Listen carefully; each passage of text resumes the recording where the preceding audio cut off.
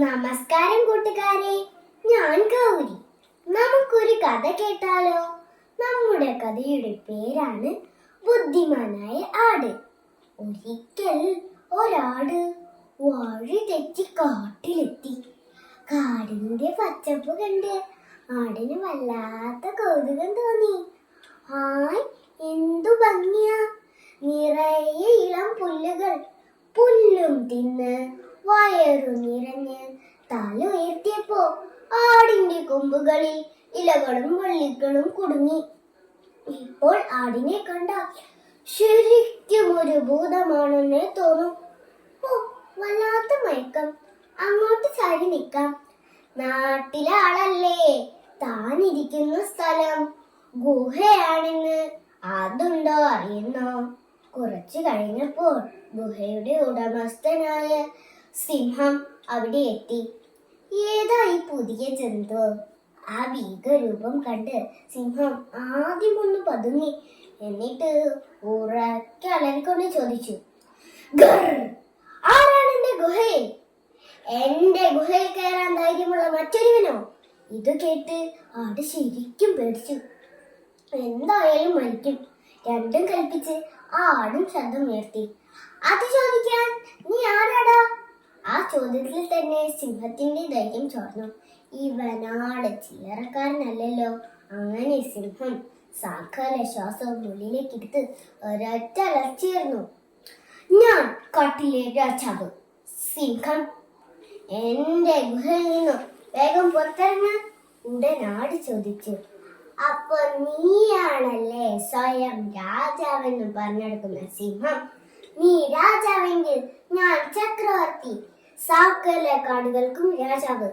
ഇത്രയും കേട്ടപ്പോൾ സിംഹം പേടിച്ച് തിരിഞ്ഞോടി. എന്നാൽ ഈ വിശേഷങ്ങളൊക്കെ ഒളിഞ്ഞെന്ന് കണ്ടുകൊണ്ടിരിക്കുന്ന കുറുക്കൻ സിംഹത്തിന്റെ പിന്നാലോടി. രാജാവേ, ഒന്ന് നിന്നാലും. അങ്ങ് എങ്ങോട്ടാണ് പരവശനായി ഓടുന്നത്? നിൽക്കാൻ നേരമില്ല. ആ ചക്രവർത്തി എന്റെ കഥ തീർക്കും. ചക്രവർത്തിയോ?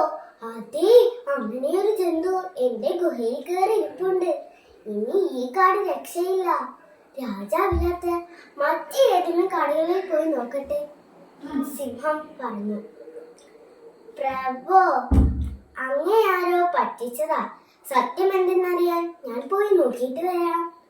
ഗുഹയ്ക്ക് മുന്നിൽ കാൽപ്പാടുകൾ കണ്ടപ്പോൾ തന്നെ കുറുക്കൻ ആളെ പിടികിട്ടി. എന്നിട്ട് വീണ്ടും സിംഹത്തിന്റെ അരികിലെത്തി. പ്രഭോ, അങ്ങയുടെ ഗുഹയിൽ അതൊരാടാണ്. ആടാ? അത് നിനക്കെങ്ങനെ അറിയാം? ഞാൻ എത്രയോ ആടുകളെ ഗ്രാമത്തിൽ നിന്നും മോഷ്ടിച്ചിട്ടുള്ളതാ. അങ്ങ് വന്നാലും പേടിയാണെങ്കിൽ എന്റെ പിറകിൽ ഒളിച്ചാൽ മതി, കുറുക്കൻ പറഞ്ഞു. കാട്ടിലെ രാജാവായ ഞാൻ ഒരു നിസ്സാരൊരു കുറുക്കൻ പിന്നിൽ ഒളിക്കുകയോ? സിംഹം പിറുപിറുത്തു. പ്രഭോ, നമ്മുടെ വാലുകൾ തമ്മിൽ കൂട്ടിക്കെട്ടാം.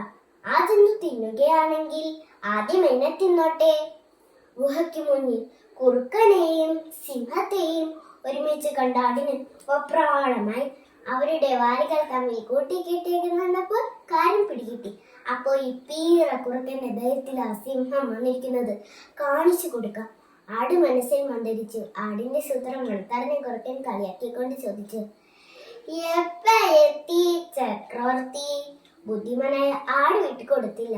കുറച്ചു നേരമായി ചങ്ങാതി, നീയാണ് ശരിക്കും കുറുക്കൻ.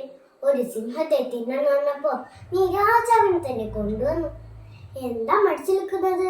ആ കിളവിനെ ഇങ്ങോട്ട് തള്ളിയിടെ, അതോ ഞാൻ അങ്ങോട്ട് വരണോ? ഇത് കേൾക്കണ താമസം സിംഹം കുറുക്കന് നേരല്ല. യഥാ ചതിയാ. പിന്നെ വെപ്രാളപ്പെട്ട ഒരൊട്ടോട്ടായിരുന്നു.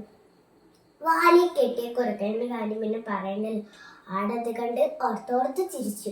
കൂട്ടുകാരെ, ആപത്തിൽ നിന്നും രക്ഷ നേടാൻ ശക്തിയേക്കാൾ ബുദ്ധിയാണ് പ്രധാനം. നന്ദി, നമസ്കാരം.